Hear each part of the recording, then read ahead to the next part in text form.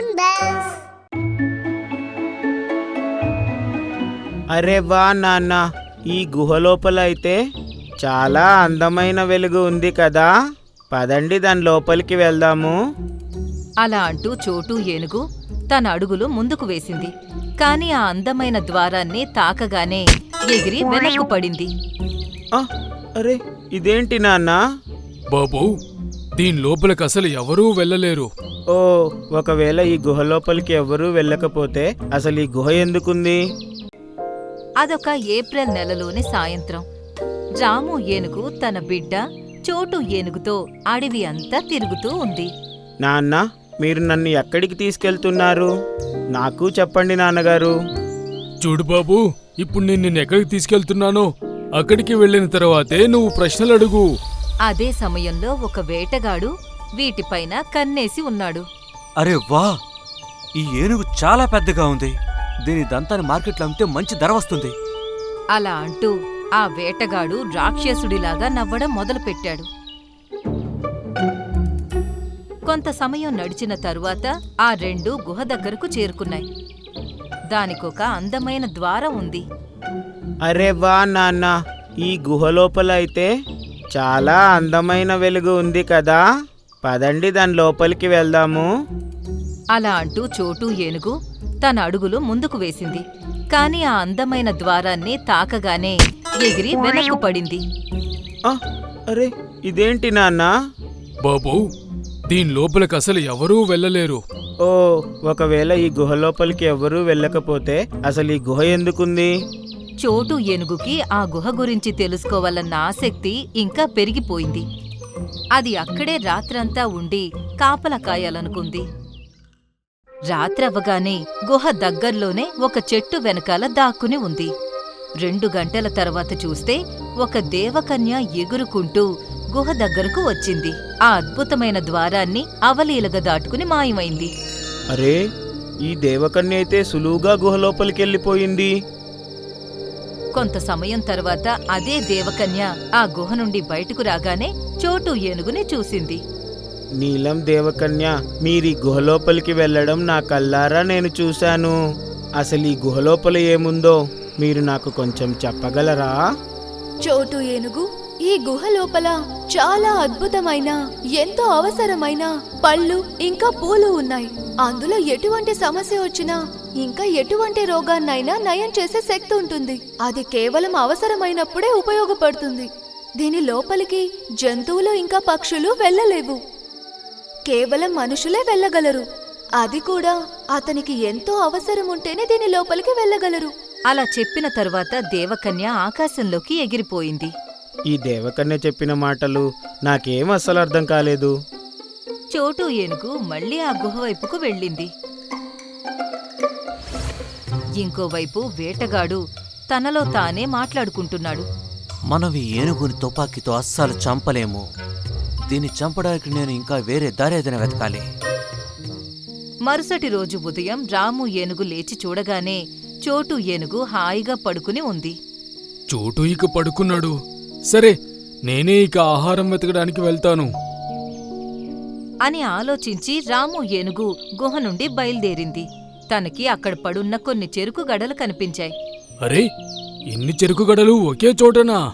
అవి చూడగానే తనకి చాలా సంతోషం వేసింది. అక్కడున్న చెరుకులన్నీ తొండంతో తీసుకుని నోట్లో పెట్టేసుకుంది. వా, ఇవి చాలా రుచికరంగా ఉన్నాయి. ఆ సమయంలో వేటగాడు చెట్టు వెనుక దాక్కుని ఆ ఏనుగుని గమనిస్తూ ఉన్నాడు. ఇప్పుడు నా వలలో చిక్కుకుంది.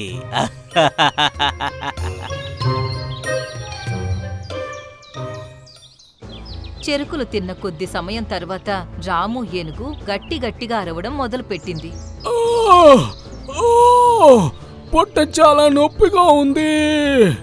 ఆ అరుపులు విని చోటు ఏనుగు నిద్రలేచి తన తండ్రి దగ్గరకు పరిగెత్తుకుంటూ వెళ్ళింది. మిగిలిన జంతువులన్నీ అక్కడికి చేరుకున్నాయి. ఏమైంది నీకు రాము ఏనుగు? అయ్యో నాన్న, ఏమైంది మీకు? మీరెందుకని అలా అరుస్తున్నారు? ఆహా, అసలు మజా ఇప్పుడొస్తుంది. రాము ఏనుగు చనిపోగానే దాని 2 దంతాల్ని నేను తీసేసుకుంటాను. ఇక వాటిని మార్కెట్కు తీసుకెళ్లి చాలా మంచి ధరకు అమ్ముకుంటాను. ఏమైందో ఏమో నాకు తెలియదు, శరీరం మొత్తం చాలా నొప్పిగా ఉంది. కడుపులో కూడా చాలా నొప్పిగా ఉంది. అప్పుడు చోటు ఏనుగు బోరున ఏడవడం మొదలుపెట్టింది. నాన్నగారు, ఒకవేళ మీకేమన్నా జరిగిందంటే నేను అస్సలు ప్రాణాలతో ఉండను.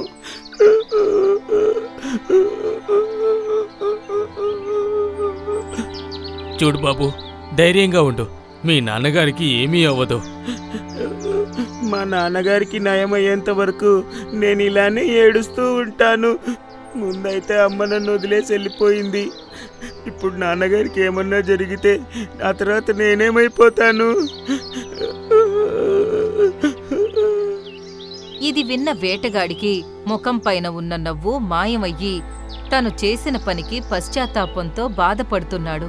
అసలు నేనేం చేశాను? నా లాభం కోసం ఒక జంతు ప్రాణాన్ని ప్రమాదంలో పెట్టానా? ఓరి దేవుడా, నా వల్ల ఏం జరిగింది? అలా అంటూ వేటగాడు జంతువులన్నింటి ముందుకి వచ్చాడు. జంతువులన్నీ అతన్ని అక్కడ చూసి కంగారు పడిపోయాయి. దుష్ట వేటగాడా, నువ్వేంటిక్కడ? మా రాము ఏనుగుకి ఇలా జరగడానికి కారణం నువ్వైతే కాదు కదా? ఇదంతా నేనే చేశాను. నేను రాము ఏనుగు యొక్క దంతాల్ని తీసుకొని నేను వాటిని మార్కెట్లో అమ్మాలి అనుకున్నాను. ఎందుకంటే నా కొడుక్కి చాలా కాలంగా ఆరోగ్యం బాగోలేదు. తనకు వైద్యం చేయించాలనే ఇదంతా చేశాను.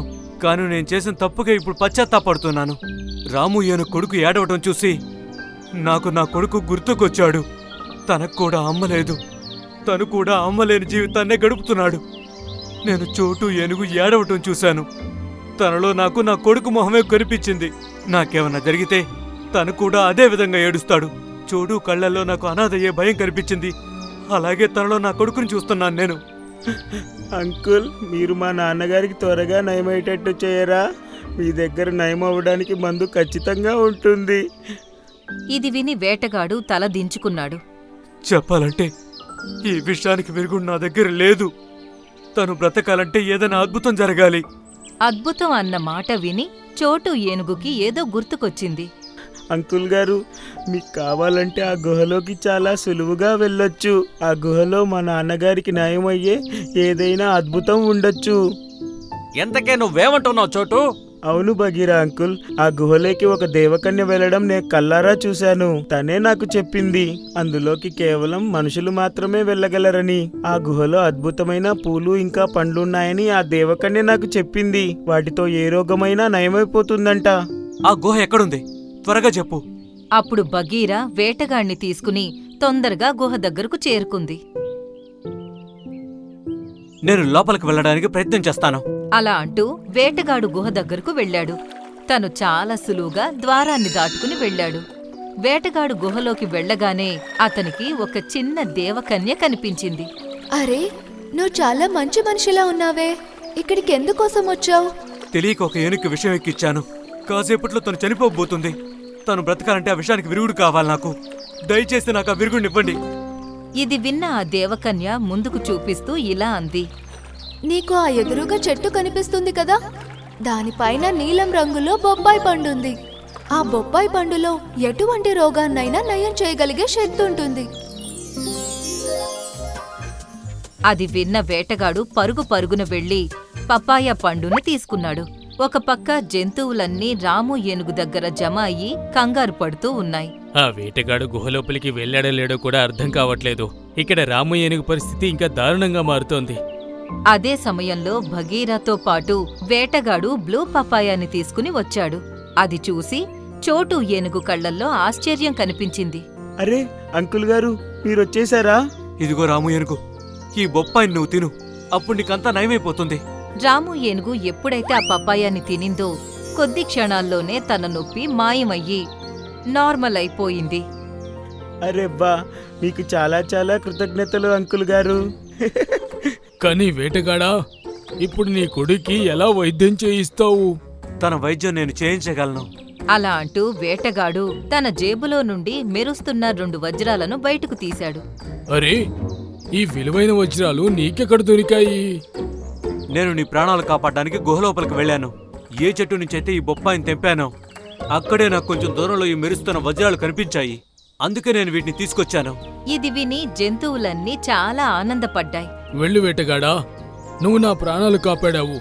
ఆ భగవంతుడు నీ కొడుకు ప్రాణాలు కాపాడుతాడు. వేటగాడు ఆనందంగా అక్కడి నుండి బయలుదేరాడు. రాము ఏనుగు చోటు ఏనుగుని ప్రేమగా కౌగిలించుకుంది. చోటు ఏనుగు ప్రశాంతంగా ఊపిరి పీల్చుకుంది. వావ్, నన్ను నేను చూసుకున్న ప్రతిసారి నిజంగా నాకు చాలా ప్రౌడ్ ఫీలింగ్ వస్తుంది. ఒకసారి నా అందం చూడండి, అందమైన నా మెడ, అందంగా మెరుస్తున్న నా రెక్కలు. ఈ అడవి మొత్తంలో ఇలాంటి రెక్కలు ఎవ్వరికీ లేవు. నేను ఇంకా నా రెక్కలు మిగతా పక్షుల కన్నా అద్భుతంగా ఉంటాం. ఈ నెమల చూడటానికి భలే అందంగా ఉంది, కానీ మాటలు మాత్రం విషం. తనకి తగిన గుణపాఠం ఖచ్చితంగా నేర్పిస్తాను, అప్పుడే తను మారుతుంది. పొగరుబోతు నెమలి ఇంకా తెలివిగల కాకి.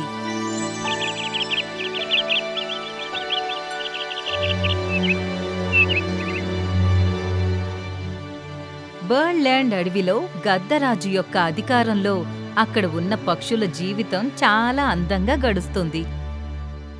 ఇంకా పక్షులన్నింటికీ తమ ప్రాముఖ్యత ఉండేది. అదే ఈ అడవికి ఉన్న అందాన్ని ఇంకా పెంచేది. ఈ అడవిలో ఒక నెమలి కూడా ఉండేది. అది చూడ్డానికి చాలా అందంగా ఉండేది. సూర్యుడి వెలుగులో తన రెక్కలు వజ్రంలా మెరుస్తూ ఉండేవి.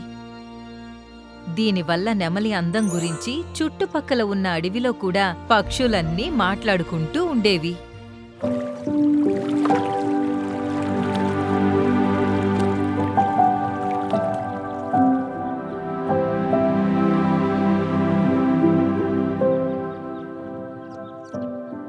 ఒక్కసారి ఆ నెమలని చూడు, ఎంత అహంకారంతో అటూ ఇటూ నడుస్తూ ఉందో. అదేదో తనకి ఎవరితోనో మాట్లాడాల్సిన అవసరం లేదు అన్నట్లుగా నాకేమనిపిస్తుంది అంటే, ఈ అడవంతా కూడా తనదే అని అనుకుంటుందేమో. మీరు చెప్పింది కూడా నిజమే. తను ఎప్పుడు ఎవరితో ఏమీ మాట్లాడడు. ఎప్పుడైనా మాట్లాడినా తన గొప్పలే చెప్పుకుంటాడు. విని విని నాకు చాలా బోర్ కొడుతుంది. అవును, అదైతే నిజమే. కానీ అందరికీ తన అందం అంటే చాలా ఇష్టం. తన ప్రవర్తనని ఇష్టపడే ఒక పక్షి కూడా నేను ఈ అడవి మొత్తంలో ఎక్కడా చూడలేదు. నెమలి అవి ఏం మాట్లాడుకుంటున్నాయో ఊహించి తన తలని ఇంకా పైకి లేపింది. చెరువు ఒడ్డుకు వెళ్లి తన రెక్కల్ని సరిచేసుకుంది. వావ్, నన్ను నేను చూసుకున్న ప్రతిసారి నిజంగా నాకు చాలా ప్రౌడ్ ఫీలింగ్ వస్తుంది. ఒకసారి నా అందం చూడండి, అందమైన నా మెడ, అందంగా మెరుస్తున్న నా రెక్కలు. ఈ అడవి మొత్తంలో ఇలాంటి రెక్కలు ఎవ్వరికీ లేవు. నేను ఇంకా నా రెక్కలు మిగతా పక్షుల కన్నా అద్భుతంగా ఉంటాం. పక్షులన్నీ తన మాటలు విని మొహం తిప్పుకుంటున్నాయి. అక్కడే ఒకవైపు చెట్టు కొమ్మ మీద కూర్చున్న కాకి కూడా తన మాటలు వింటూ ఉంది. కాని తన మొహం మీద చిరునవ్వు ఉంది. ఈ నెమల చూడటానికి భలే అందంగా ఉంది, కానీ మాటలు మాత్రం విషం. తనకి తగిన గుణపాఠం ఖచ్చితంగా నేర్పిస్తాను, అప్పుడే తను మారుతుంది. కాకి బుర్రలో తప్పకుండా ఏదో ఆలోచన వచ్చుంటుంది. సాయంత్రం అవ్వగానే తను నెమలి దగ్గరకు వెళ్ళింది. ఈ అడవిలో అందరికన్నా అద్భుతమైన అందమైన గొప్ప పక్షి మీరే. మీ అందం గురించి మాటల్లో చెప్పలేం, అర్థం కావడం లేదు. ఈ మాట విని నెమలి మొహంలో అహంకారం ఇంకా పెరిగిపోయింది. నీకు చాలా కృతజ్ఞతలు నల్లకాకి. నువ్వు కూడా అనుకుంటున్నావు కదా, నువ్వు కూడా నాలా అందంగా ఉంటే బాగుండేదని. నీ రెక్కలు కూడా నా రెక్కల్లాగే అందరికన్నా అందంగా ఉంటే బాగుండేదని. అవును, నేను నిజంగా అలానే అనుకున్నాను. కానీ అడవిలో ఉన్న మిగతా పక్షులు బహుశా అలా అనుకోరేమో, ఎందుకంటే వాళ్ళు ఇలా నాలాగా వచ్చి మిమ్మల్ని పొగడరేమో. అవును, ఇది కూడా నిజమే. బహుశా వాళ్ళకి నన్ను చూసి ఈర్ష్య వస్తుందేమో, లేదా నన్ను అడవిలో అన్నిటికన్నా అందమైన పక్షి అనుకోరేమో. ఒకవేళ అదే నిజమైతే గనక నువ్వు అప్పుడు ఈ అడవిలో అందరికన్నా అందమైన పక్షి అని వాళ్ళకి నిరూపించి చూపించు. ఈ మాట విని నెమలి కళ్ళు చిన్నగా చేసుకుని ప్రశ్న అడిగింది. అదెలా సాధ్యం అవుతుంది? నువ్వు ఎప్పుడైనా ఊహించావా, నువ్వు మేఘాలపైన ఎగురుతూ ఉంటే ఎంత అందంగా ఉంటావో? మేఘాలపైన ఎగరడమా? దీని గురించి నేనెప్పుడూ ఆలోచించనే లేదు. ఎన్నెన్నో పక్షులు రోజూ మేఘాలపైన ఎగురుతూ ఉంటాయి, కానీ అవి చూడటానికి అందంగా ఉండవు. కానీ నువ్వు ఆలోచించు, నువ్వు అంత పైన ఎగిరేటప్పుడు సూర్యకిరణాలు కూడా నీ అందమైన రెక్కల మీద పడి నువ్వు ఎంతో అందంగా కనిపిస్తావు. చాలా అద్భుతంగా కూడా ఉంటుంది. నీ ఐడియా ఏదో నాకు చాలా బాగా నచ్చింది. నేను మేఘాలపైన ఎగిరితే గనక అందరికీ తెలిసిపోతుంది ఈ అడవిలో అందరికన్నా అందమైన పక్షి నేనే అని. అయితే సరే, రేపు ఉదయం సూర్యుడి యొక్క మొదటి కిరణం పడేలోపు నువ్వు అందరికీ అద్భుతాన్ని చేసి చూపించు. నేను అందరినీ చెరువు దగ్గరికి తీసుకొస్తాను. అలాగే, తప్పకుండా. ఈ మాట విని కాకి నవ్వుకుని అక్కడ్నుండి ఎగిరిపోయింది. మరుసటి రోజు ఉదయం కాలు అన్నా, మీరు మా అందరిని ఇక్కడికి ఎందుకు తీసుకొచ్చారు? హా, దీని వెనుక ఉన్న ప్రత్యేకత ఏంటో కాస్త చెప్పండి. ఇంతలోనే నెమలి అందరి ముందుకు వచ్చింది. ఈరోజు మీరందరూ నా అందం యొక్క రహస్యాన్ని చూడబోతున్నారు. అలా అని తను ఒక కొండపైకి వెళ్ళింది. తను రెక్కలు తెరిచి కొండపైన నుండి దూకింది. తను బలం అంతా ఉపయోగించి తన రెక్కలు ఆడించింది.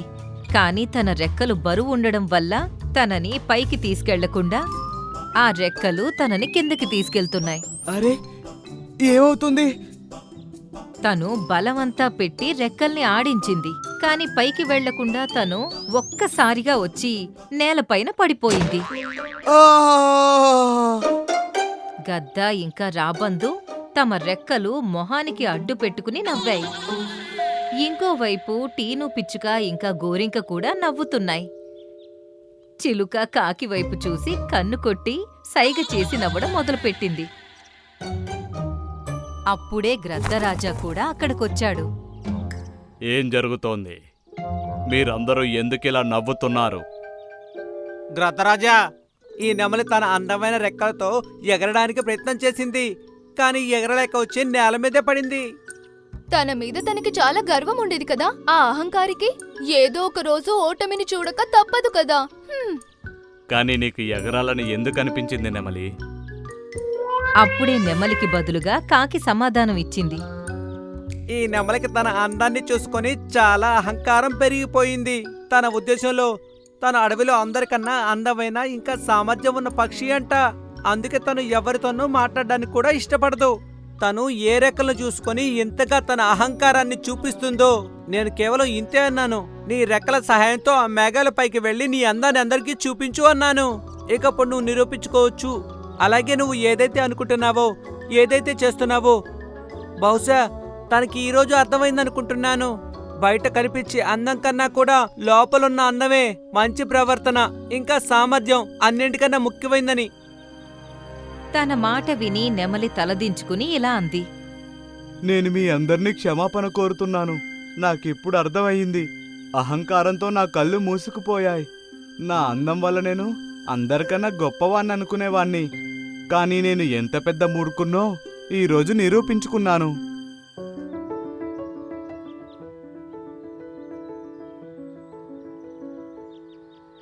నిజమైన అందం అందమైన రెక్కలు లేదా రంగుతో రాదు.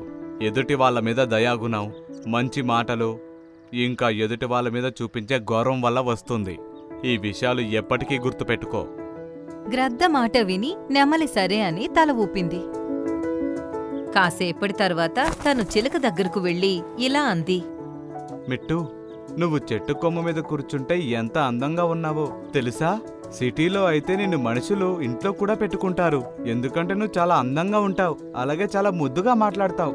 తన మాటలు విని చిలుక ఆశ్చర్యంతో ఇలా అంది. నెమలి, నువ్వు నన్ను పొగుడుతున్నావా?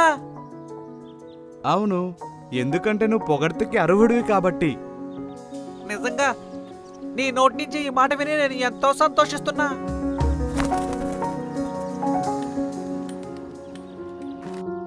అక్కడ్నుండి నెమలి కోయిల దగ్గరకు వెళ్ళింది. అది చెట్టు మీద కూర్చుని పాట పాడుతుంది.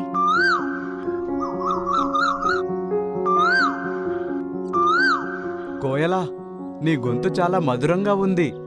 చెవులకి నీ పాట వినిపించిన ప్రతిసారి మనసు చాలా ప్రశాంతంగా ఉంటుంది.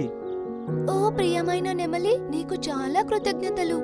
నీకోసం నేను ఇంకా మధురంగా పాడతాను. అలా అని కోయిల పాట పాడ్డం మొదలుపెట్టింది. నెమలి వింటూ ఉంది. ఇంకా అన్నింటికీ నెమలి స్వభావం నచ్చుతుంది. తను అన్నింటితో చాలా బాగా మాట్లాడేది. ఇక అక్కడున్న పక్షులన్నీ దీని క్రెడిట్ని కాకికే ఇస్తున్నాయి. ఎందుకంటే తన వల్లే నెమలి నిజమైన అందం మనసులో ఉంటుంది అని తెలుసుకుంది. పైపై అందం ఎందుకు పనికిరాదు అని. దయ ఇంకా గౌరవం అన్నింటికన్నా పెద్ద గుణం. అవే మిమ్మల్ని అందంగా మారుస్తాయి. ఇలా బర్డ్ ల్యాండ్ అడవి ముందు కన్నా చాలా అందంగా ఇంకా ప్రశాంతంగా కనిపిస్తుంది.